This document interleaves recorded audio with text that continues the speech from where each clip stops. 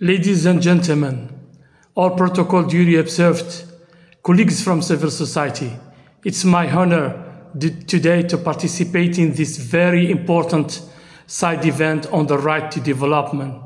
So my presentation will be based on three main elements. The first one, the challenges facing the right to development in Africa. And the second element will be what are the best practices for operationalizing the right to development in Africa. And the third element will be recommendation and the pathway for the right to development, a commitment from civil society. So, as we gather today in this crucial side event on the right to development in Africa, we stand at an important moment in our collective journey towards operationalizing this fundamental human right. The right to development is not a merely abstract principle. It is a sign, a vital sign, a framework that underpins the aspiration of millions across our continent. However, realizing the right to development is embedded with the significant challenges, particularly in regions impacted and affected by conflict and instability, such as Sudan, the Democratic Republic of Congo, and the Sahel region. So, the challenges, one of the main challenges is conflict and instability, as I said before.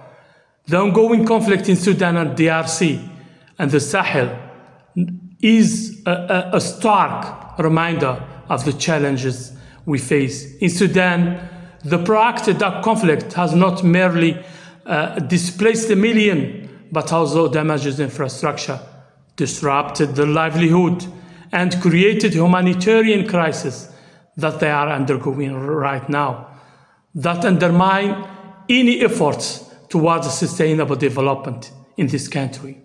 The lack of security and instability severely hampers the ability of the communities to access basic services, thus violating their right to development. Similarly, DRC faces a complex wave of violence exacerbated by resource exploitation and political instability. This has resulted in gross human rights violation and significant lack of trust in government structure. The people of DRC deserve the opportunity to develop their potential, but without peace and security, this remains a distant dream.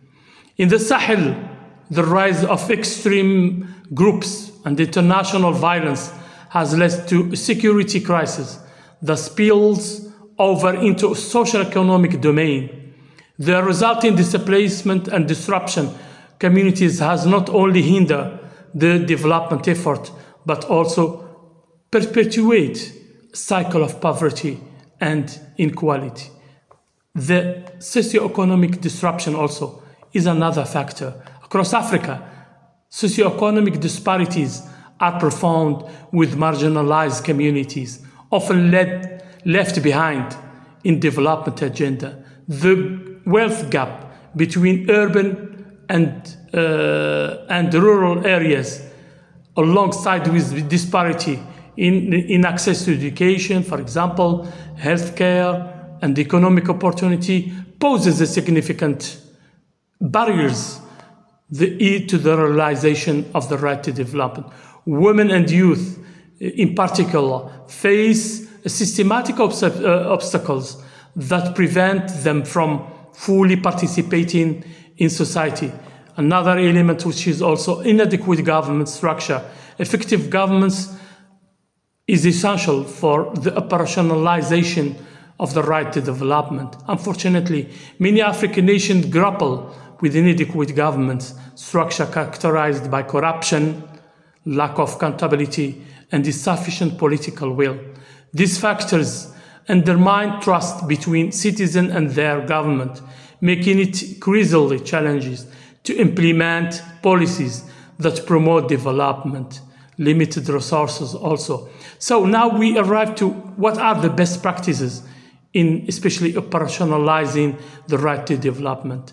So even if, and despite these challenges, there are a promising example of practices from various African countries that illustrate, for example, the potential for integrating the right to development into nation policies and framework.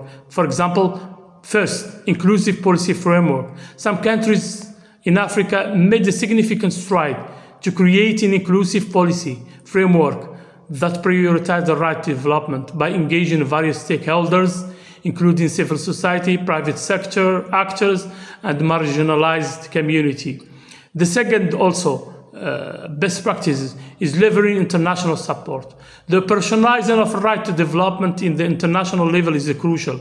African nations can benefit from international partnership that provide technical and financial support for development initiative. For example, African Union Agenda 2063 emphasizes on the need for Africa to take ownership of its development agenda, while also calling for enhanced global partnership to support this effort.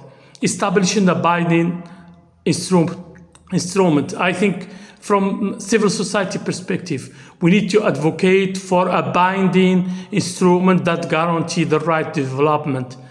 One of the most significant steps towards ensuring the right to development is the establishment of binding international instruments. Such a framework would provide a clear guidance for accountability measures for states and adhere to their commitment regarding the right to development. It would empower citizens to demand their right and hold their government accountable for development outcomes. Another element which is the essential of promoting education and capacity building. Education is a powerful tool for enhancing the right to development. Several African countries have implemented successful educational reform that prioritize, for example, access to quality education for all, particularly for women and girls. So I arrived to the last element, which is the path forward, a commitment from civil society, for example. So we engaged in this discussion during this side event. Let us remember that the right to development is not solely the responsibility of government.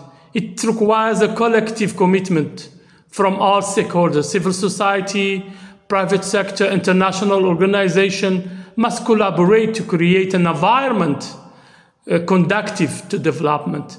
We must advocate for policies that address the root causes of the conflict and instability, promote socioeconomic equity, and strengthen government structure.